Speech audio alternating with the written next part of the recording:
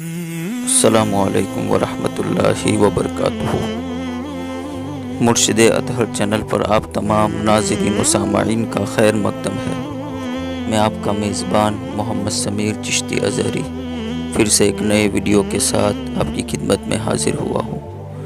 محترم ناظرین، آج کا یہ ویڈیو فاتح بیت المقدس اور فاتح مصر سلطان صلاح الدین ایوبی رحمۃ اللہ تعالی علیہ کے بارے میں ہے۔ تاریخ اسلام کا ایک روشن اور سنہرا دور بے شک وہ سلطان صلاح الدین یوسف بن ایوبی رحمۃ اللہ تعالی علیہ کا دور تھا۔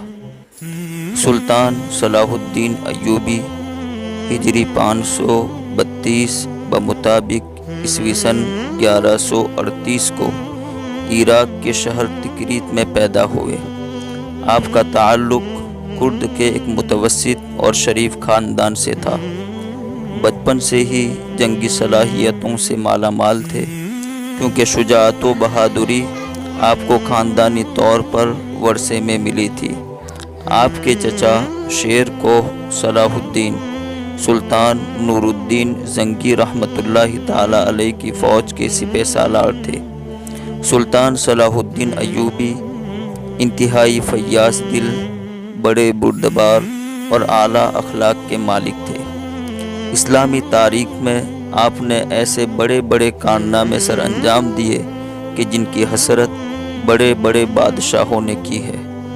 مورخ لین پول اپنی کتاب سلطان صلاح الدین ایوبی کے پیج نمبر 64 پر سلطان صلاح الدین ایوبی رحمۃ اللہ تعالی علیہ کے بارے میں لکھتا ہے کہ بچپن میں صلاح الدین ایوبی سے کوئی ایسی علامت ظاہر نہ ہوئی جن سے یہ ظاہر ہوتا کہ وہ آنے والے دور میں کوئی بڑا آدمی بننے والا ہے، مگر وہ کم سنی سے ہی ایک روشن مثال اور ایک پرامن نیکی بنا رہا، جو شریف لوگوں کو تمام اخلاقی برائیوں سے دور رکھتی ہے۔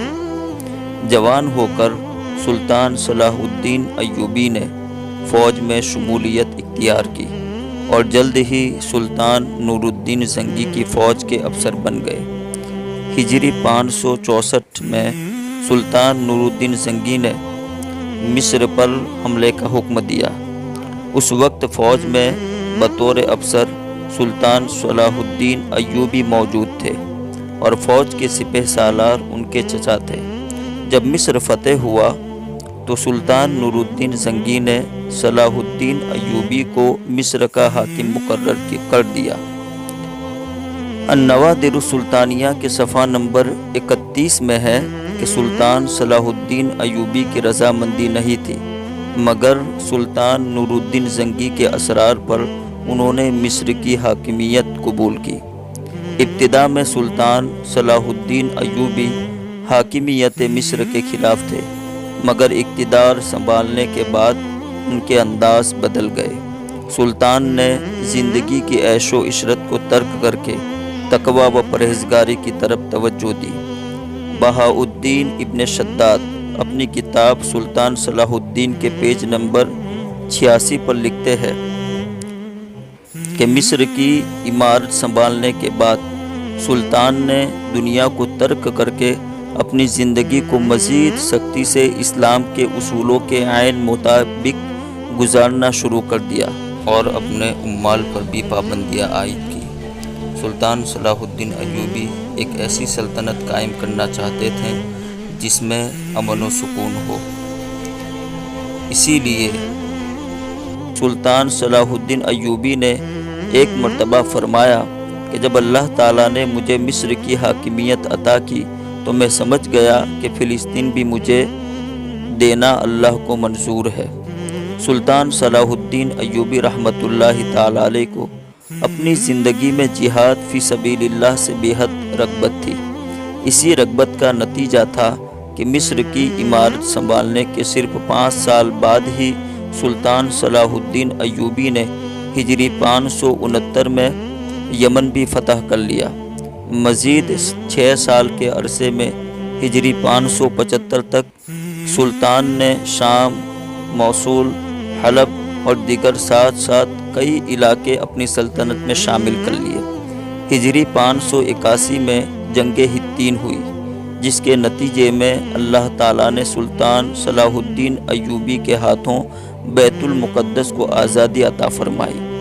صلیبی سردار ریجینالڈ نے بہت سارے عیسائیوں کو ساتھ ملا کر مدینہ طیبہ پر قبضہ کی غرض سے حجاز مقدس پر حملہ کر دیا۔ یہ ریجینالڈ وہ صلیبی سردار تھا کہ جس کے ساتھ سلطان صلاح الدین ایوبی نے چند سال قبل امن کا معاہدہ طے کیا تھا کہ ہم ایک دوسرے کی حفاظت کریں گے، مگر یہ بدبخت اپنی کارستانیوں سے باز نہ آیا۔ رینالڈ بدبخت نبی کریم صلی اللہ تعالی علیہ وآلہ وسلم کی شان میں گستاخیاں بھی کرتا تھا۔ سلطان صلاح الدین ایوبی رحمۃ اللہ تعالی علیہ کو پتہ چلا تو آپ نے اس لشکر جرار کی سرکوبی کے لیے فوراً اقدامات کیے اور ان کا تعاقب کرتے ہوئے مقام حطین پر ان کو آ لیا۔ مسلمانوں اور عیسائیوں کے درمیان یہ بہت بڑا معرکہ ہوا، جس میں 12,000 مجاہدین کے مقابلے میں 50,000 سے زائد عیسائی فوجی سامنے آئے۔ کئی دن شدت کی لڑائی جاری رہی۔ آخر کار اللہ تعالیٰ نے مسلمانوں کو فتح عطا فرمائی۔ صلیبیوں کے آدھے فوجی مارے گئے اور باقی گرفتار ہو گئے۔ گرفتار ہونے والوں میں صلیبیوں کے 2 بڑے سردار ریجینالڈ اور بادشاہ گائی بھی شامل تھے۔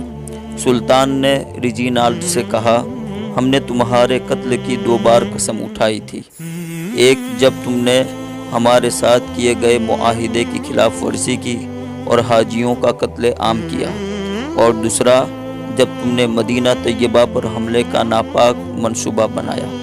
سلطان صلاح الدین ایوبی رحمۃ اللہ تعالی علیہ نے ریجینالڈ کا سر قلم کر کے اللہ تعالیٰ کا شکر ادا کیا۔ اس معرکے کے بعد مسلمانوں نے صلیبیوں کے تمام علاقوں کو فتح کیا۔ سلطان صلاح الدین ایوبی نے جنگ حطین کے فوراً بعد موقع ملتے ہی بیت المقدس کا رخ کیا، اور آخر کار وہ دن آ ہی گیا جس کا سلطان کو بے حد بے چینی سے انتظار تھا۔ اسلامی لشکر نے بڑے زور سے حملہ کیا۔ 1 ہفتے تک جنگ جاری رہی اور پھر عیسائیوں نے ہتھیار ڈال کر رحم کی اپیل کر دی۔ حسن اتفاق سے بیت المقدس کی آزادی کا یہ وہی دن تھا جس دن نبی کریم صلی اللہ تعالی علیہ وآلہ وسلم نے یہاں جملہ انبیاء کرام علیہم السلام کی امامت فرمائی تھی۔ آج پورے 90 برس کے بعد قبلہ اول مسلمانوں کے قبضے میں آیا تھا۔ اس عظیم الشان فتح کے بعد ہر طرف دعا، تسبیح و تحلیل اور تکبیر کا شور تھا۔ مسلمانوں نے بیت المقدس میں جمعہ کی نماز ادا کی، گویا مسلمانوں کو اسلام کی فتح اور اللہ تعالیٰ کی نصرت کھلی آنکھوں سے نظر آ رہی تھی۔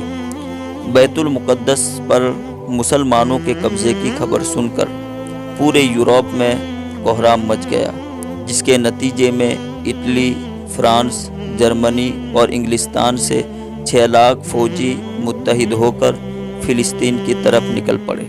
سلطان صلاح الدین ایوبی رحمۃ اللہ تعالی علیہ کو جب اس لشکر جرار کی روانگی کی خبر موصول ہوئی تو آپ نے ان کے مقابلے اور بیت المقدس کی حفاظت کے انتظامات مکمل کر لیے۔ یہ مسلمانوں اور عیسائیوں کے مابین تیسری بڑی صلیبی جنگ تھی، جس میں اتحادی فوجوں کو سخت ناکامی کا سامنا کرنا پڑا اور آخر کار وہ معاہدہ کرنے پر مجبور ہو گئے۔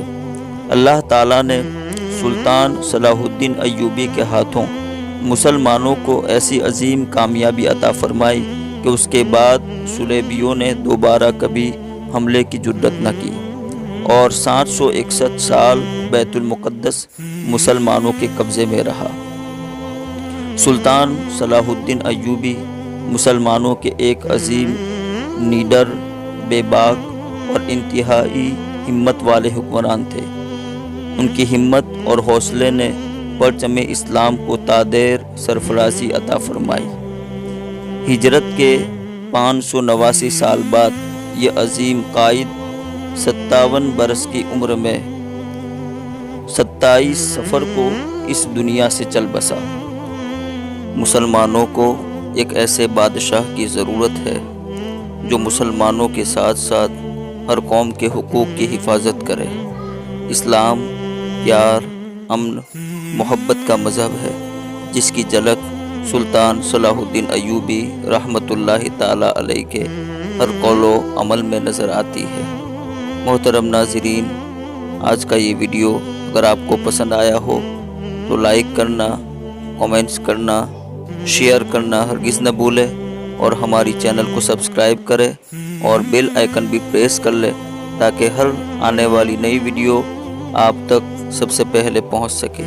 इसी के साथ अब अपने मेज़बान मोहम्मद समीर चिश्ती अज़हरी को इजाज़त दीजिए। अस्सलामु अलैकुम व रहमतुल्लाहि व बरकातुहू।